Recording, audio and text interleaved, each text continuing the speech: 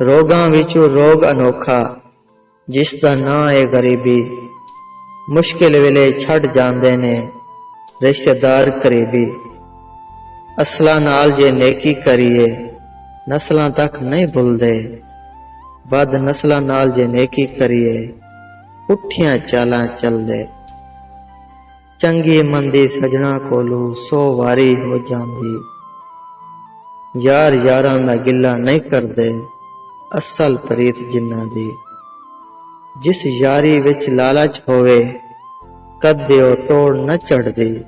चादर लीरो लीर मोहम्मद बख्शा कंडियां नाल जो अड़दी। मेला मेला हर कोई आखे मैं भी आखां मेला।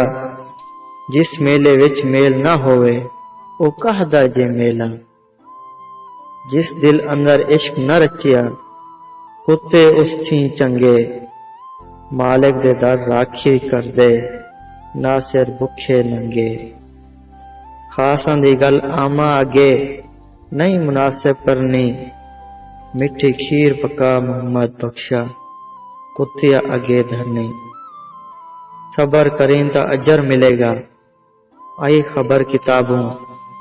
सबर उतारे कुफल मोहम्मद बख्शा हर हर मुश्किल बाबू। बाल चिराग इश्क दा मेरा रोशन कर दे सीना। दिल दे दीवेर दी रोशनाई जावे विच जमीना। खाक होयां नू दूजी वारी मुड़ के जिंदा करसी। विच मैदान क़यामत वाले हर कोई लेखा भरसी। नीचां दी अशनाई कोलों फैज किसे ना पाया। कि कर दे अंगूर चढ़ाया ते हर दाना जख्माया। तू बेली दे सब जग बेली अन बेली भी बेली। यारां बाज मोहम्मद बख्शा सुंजी पईए हवेली। सुफने विच मैनू मही मिलिया ते मैं गल विच पा लियां बावां। डरदी मारी मैं अख न खोलां किथे फिर विछड़ न जावां। जे मैं वेखां अमलां वल्ले कुछ नहीं मेरे पल्ले।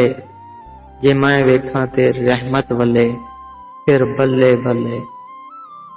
यार जिन्हां दे विछड़ जावैं ओ क्यों रोवण थोड़ा। हर शै नालों जालिम यारो जिसदा नां विछोड़ा। बेली बेली हर कोई आखे ते मैं भी आखां बेली। उस वेले दा कोई ना बेली जदों निकल जान अकेले। सुफने विच मैनू मही मिलिया ते मैं गल विच पा लियां बावां। डर दी मारी मैं अख न खोलां किथे फिर विछड़ न जावां।